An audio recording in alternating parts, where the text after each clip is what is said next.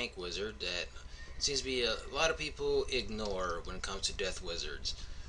The idea of this tank is to do damage, self heal at maximum effectiveness. To accomplish that, I am running 68% damage, 43 universal resist, 58% storm and myth resist since I'll be fighting Hades for the showing off how this build works. I'm running 351% crit points, 129 block, and 95 power pips.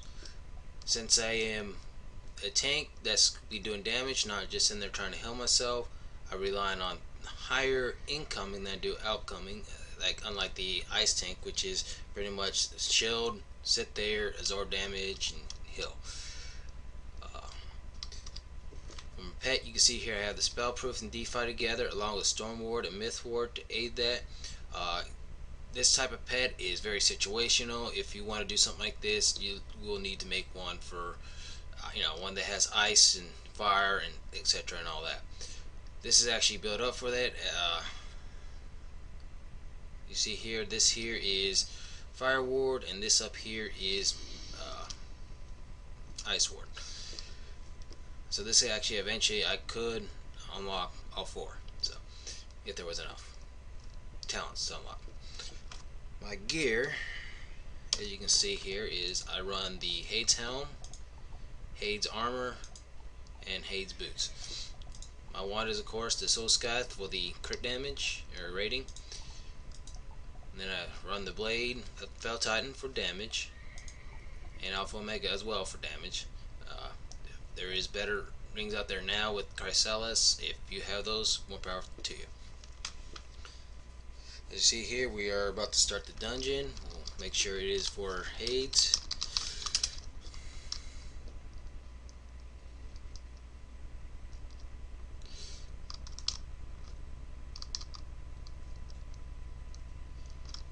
And I don't see anybody saying anything else, so it looks like we're going on for Hades.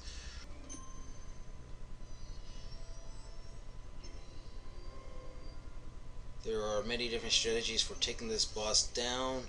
You have groups that prefer to take Hades down. You got groups that prefer to take Zeus down first.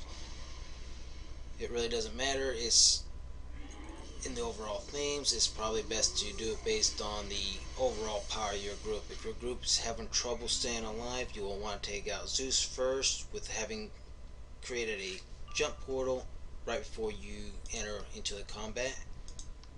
That will allow you to jump freely, to leave the fight and jump back quickly to get back in if someone dies, and you'll want to leave Hades alive until you can guarantee that you will stay alive or be able to afford the time to revive them before you do kill them.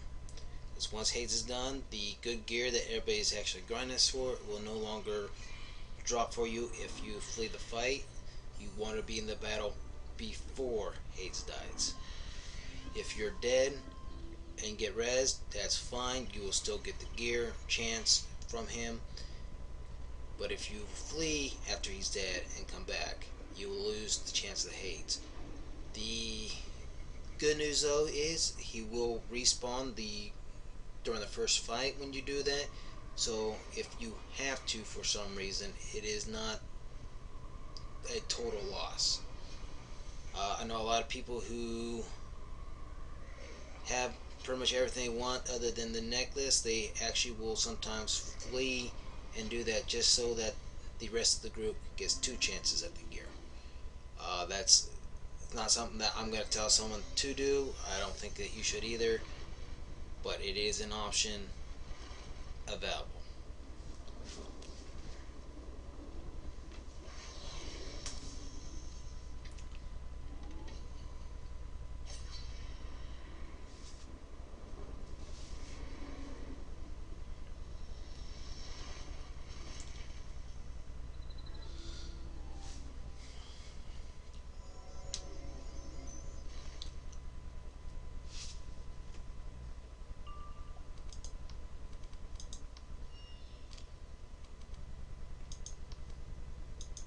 See here, now we'll have both of our reusable blades up fast and easy. What we will do next round is we will keep an eye on our health, and we will put on the 2 blue blades and then attack. If we use up both of them, we'll know that we used both gear and pet. If you only use one, we'll know that we use both pet blades, which then at that point we should be able to blade up easily to the full blades that we can do, the universal, pet, gear, learned, and bear blade.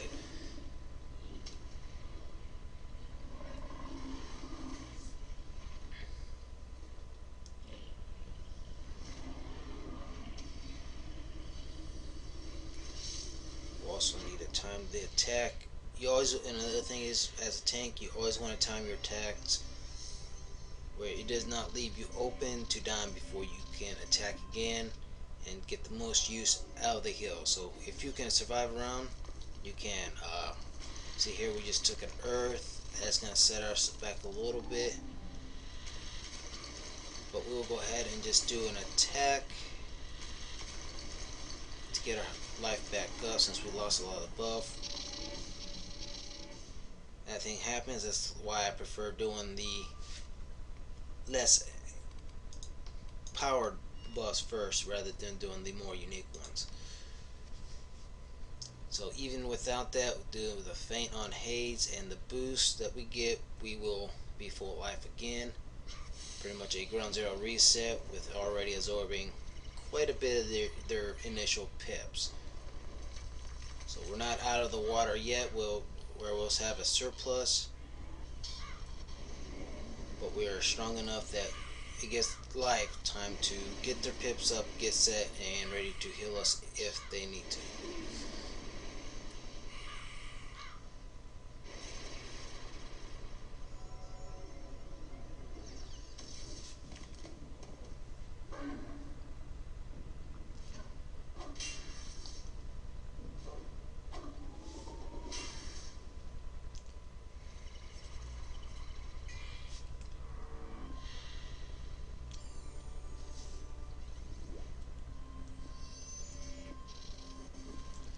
On a side note, this is one thing that I love about my Nightblade in the game Elder Scrolls Online. It is in a lot of ways very similar to the Death Wizard. You know, on a humorous note, as I actually use my one ability, much like Scarecrow, to heal my group as the healer through a dungeon, which was pretty impressive.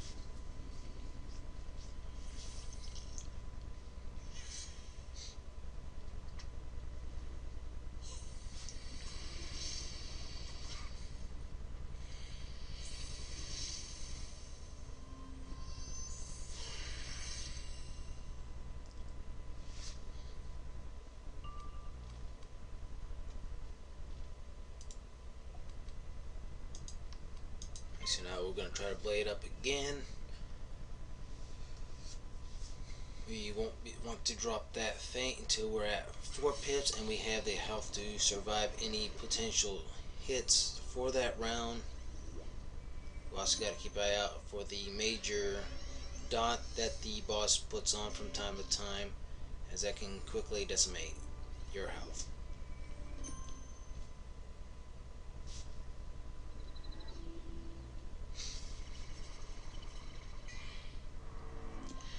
So you put on the storm.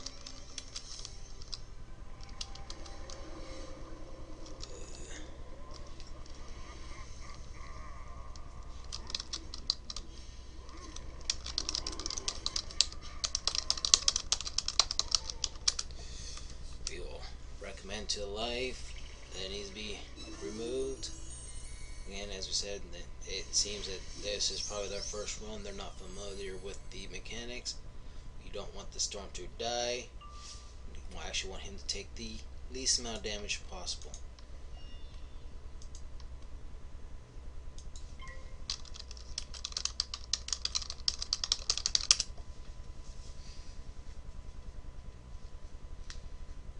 I guess it wasn't the storm. I thought.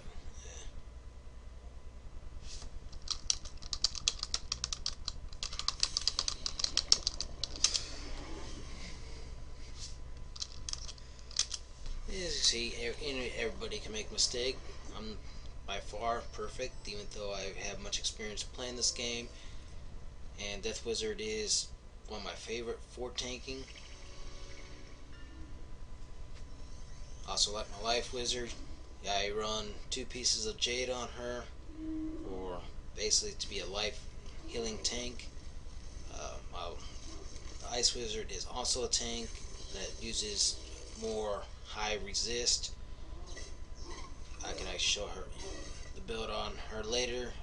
Is actually very cool how I got her build right now for Haze, and the fact that she completely is immune to storm damage, even with the infallible from Poseidon, meaning that I only take damage from the myth, ice, and death attacks.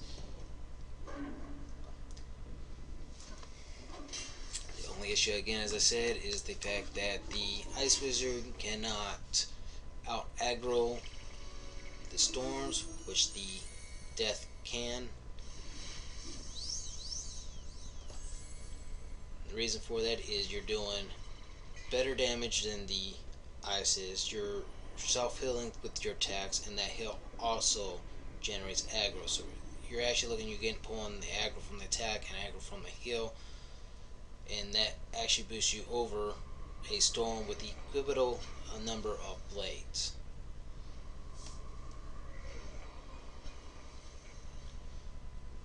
One thing I wish is I actually wish that they would add more to spells in the game based on you have to use the spell so many times in combat,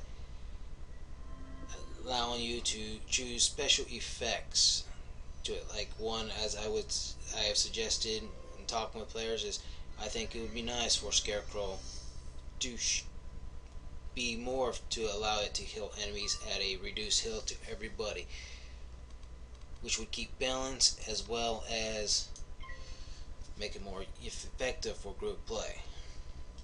I mean, as you can see, a lot of times I heal more than I actually need. If I could morph it so that I only get 1/8 of the damage back as heal to myself, but also to everybody in the group, or even that it split it equally between members of the group, I would think that would be much better for group play than currently right now. Reason for that is 1/8 would be the same as what I've said about sharing equally. It would matter of whether they wanted to be a static or more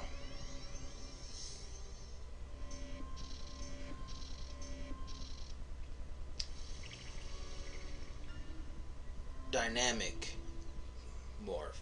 I said, like, if it was based on, if it split it between the team members, basically you would get 1/2 when it's just you, 1/4 when it's you and another person, or I guess it'd be 1/6, 1/8 when it's 3, or sorry, no, 1/6 when it's 3, and 1/8 when it's 4. See here, we lost that blade. Thankfully, it is possibly a pet sharpen. We'll find out once we actually do get our blades up.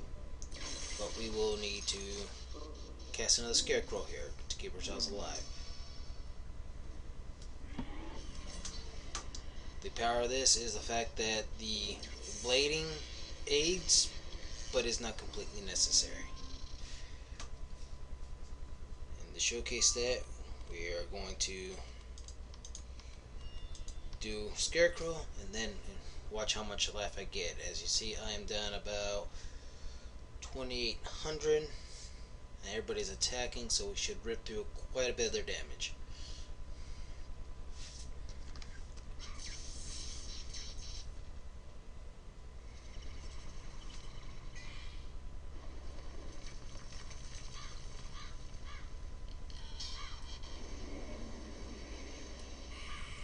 So right there, 600, 1,000.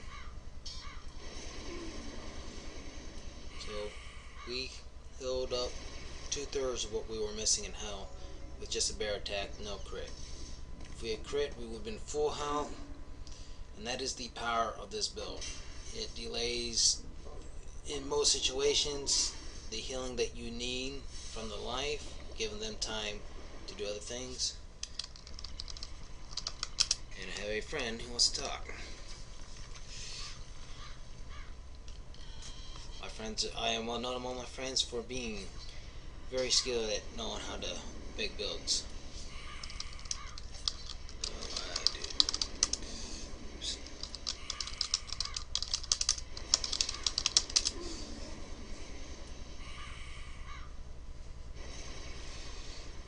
Some of them, though, unfortunately, do not realize I've been in other games since September of last year. So I have not done much in the way of hatching, working on pet combos, things like that.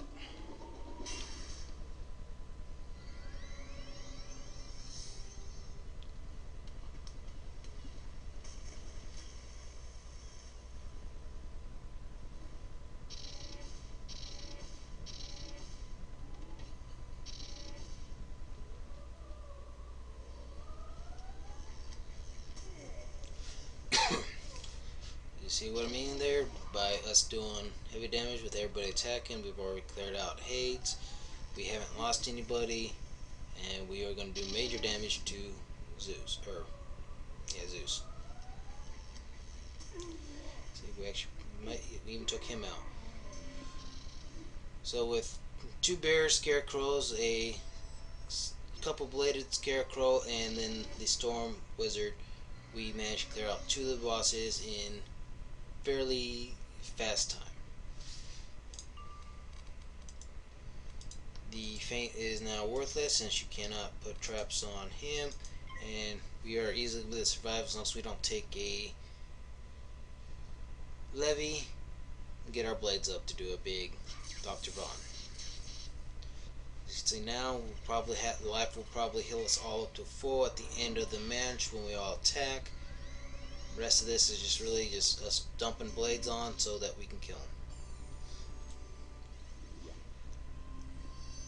One thing, if you are relying on the storm to do all the damage, for those of you who rather focus the buffs on one player, a good pet for this fight when running with the storm is I believe it is Storm Demon, Shock Demon, something like that. It carries a pet storm trap or prism, which you can place pet cards on the Poseidon. So that will save the 2 pips from doing the prism. Make it for more faster damage, more guaranteed, as long as you place it right. When you do it, you want to do it to turn the storm attack so that he does not do a natural attack and removes it. That is the key to trying to prism on him, is to time the prism when he cannot remove it with a natural attack. Storm, that's why I said if you're going to rely on the storm, it's better that you bring the prism so that the storm does not have to.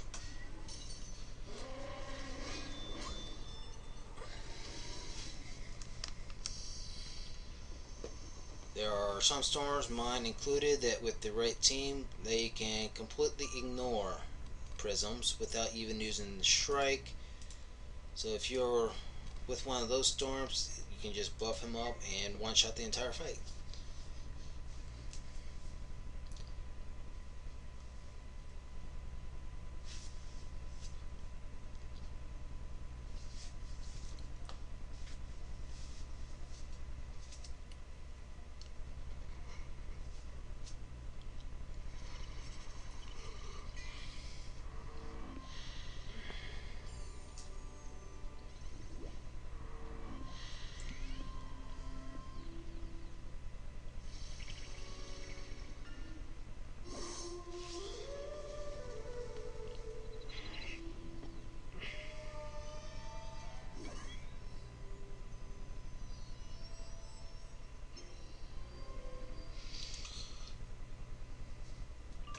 So we're still a bit away from our Dr. Von, so we'll keep buffing. We'll probably hit after this, since it should be strong enough to do most of his remaining life. The rest of the group should also attack, thus defeating the fight.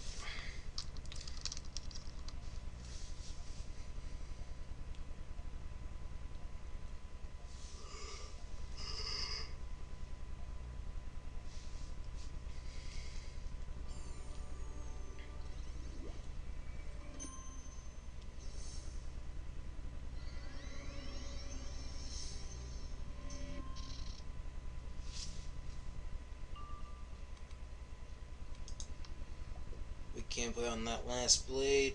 We'll make sure that they are attacking, because if they don't, then we'll be better suited to continue to blade up. We're waiting on Jacqueline to see what they are doing. I'll go ahead and blade. This will even more guarantee that the fight is finished by doing a maximum amount of damage. And we would see if we have both Pet and Gear Sharp, or if that was the one that was removed earlier by the levy.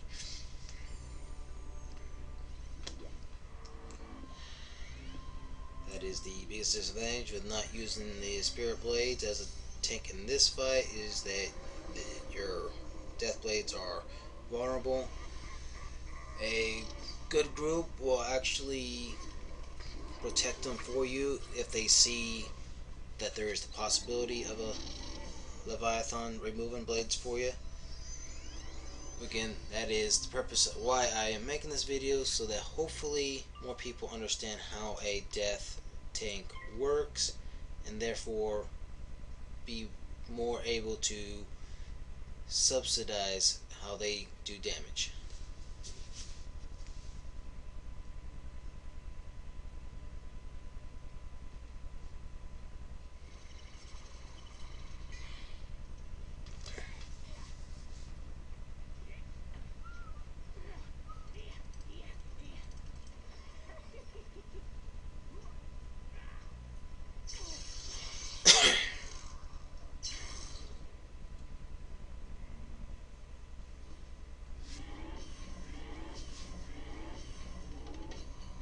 See, I used up all the blades, so they were all unique, and you get hit for that much as a tank.